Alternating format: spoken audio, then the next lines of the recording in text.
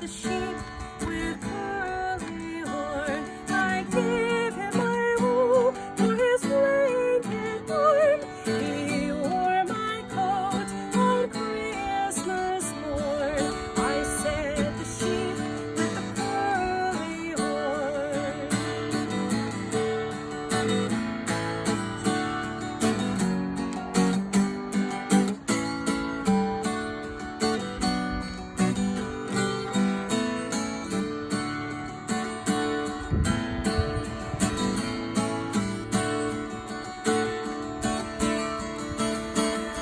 And then I saw with one accord sing praises to our heavenly Lord, who hath made earth and heaven from naught, and with his blood and kind has wrought. Noel, Noel, Noel, Noel.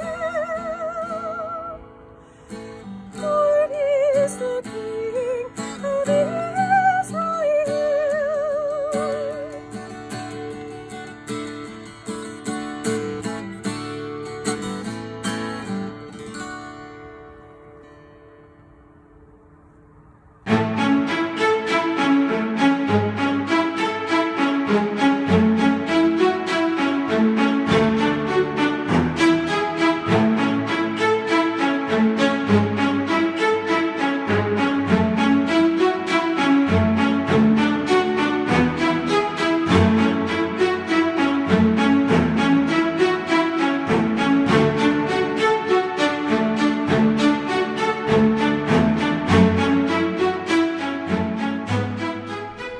I'm the falconer in the Boar's Head, and I first started in 2002.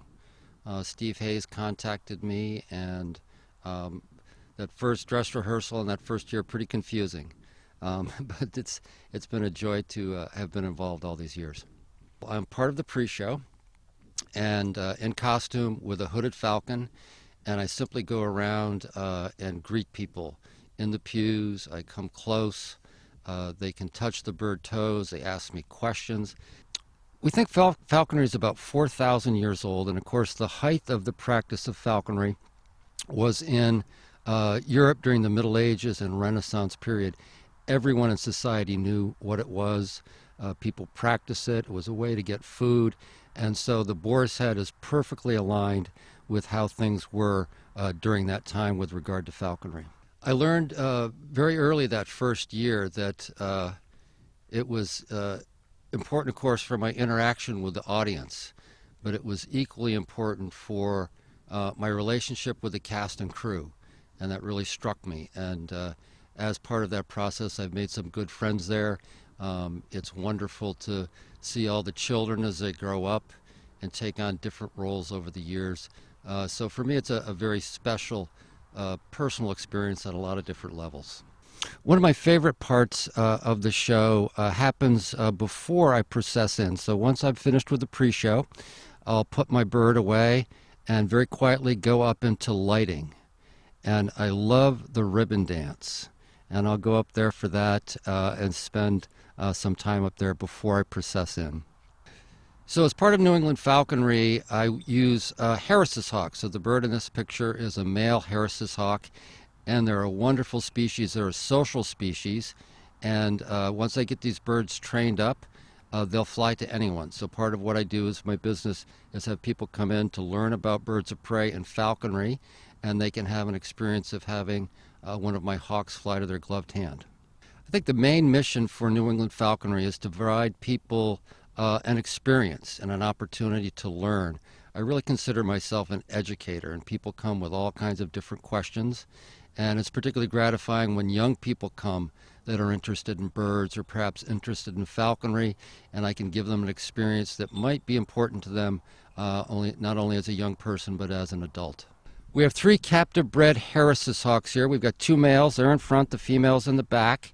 And these are fantastic birds for falconry because they've evolved to hunt cooperatively in family groups and share kills. This makes them adaptable, flexible, and very intelligent. So we'll go through the birds youngest to oldest. We've got a 5-year-old male, a 9-year-old female, and a 20-year-old male here. This is the bird that we're going to fly.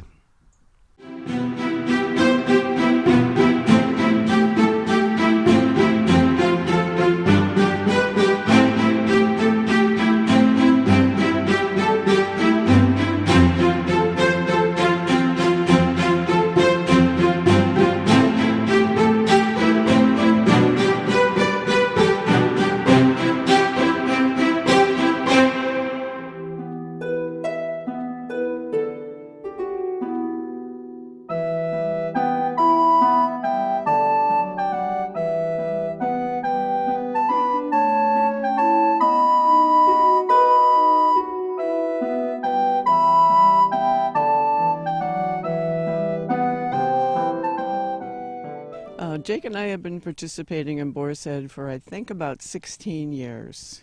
It's really interesting because I get him out of the trailer and I walk around the front of the church just to get him loosened up and stuff.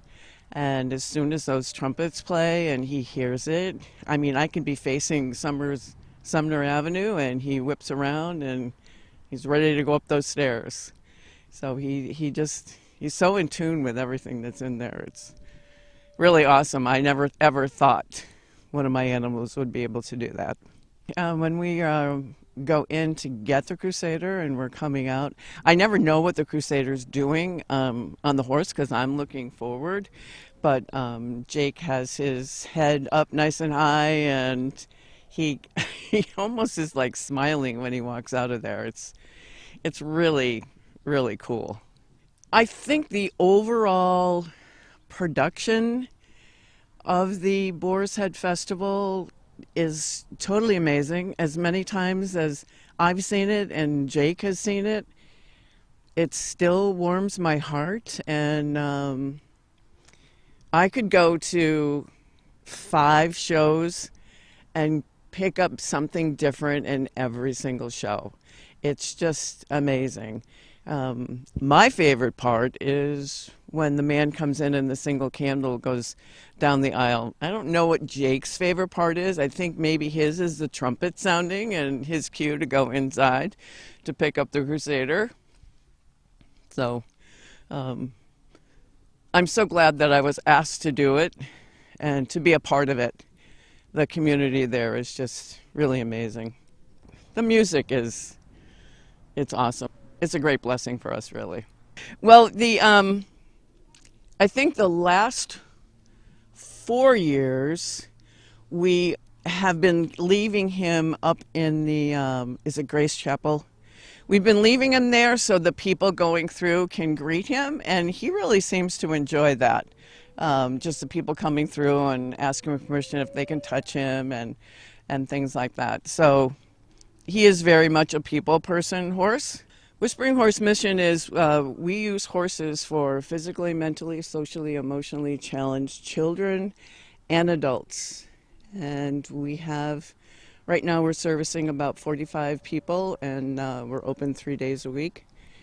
The range of disabilities and emotions and things that we see here, it's very, very vast. Our program's been open this year will be 19 years. And I love teaching. I absolutely love teaching. This is way beyond the teaching. This is sometimes very emotional, but very gratifying. I have about 12 volunteers who help out. It's all run by volunteers. So it's an amazing program, and we just really love it out here.